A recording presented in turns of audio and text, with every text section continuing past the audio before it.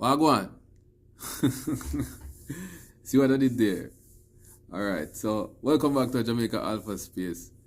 Um, and I did that on purpose because I am not just looking to teach you how to talk like Jamaican. We're going to utilize it, right? Because you need to understand that to really grasp something, you have to practice it, right? You can't just say, okay, I hear that one time and you don't use it. So whatever I teach you, we are going to utilize it in our speech, right? And other people can also comment and introduce me to their language as well. That is totally fine because we're always open to learn. I say I'm a forever student, right? And I am proud of that, right? So you can teach me your language. I'm very open to that. So hope everyone is good, and let's get into the next lesson.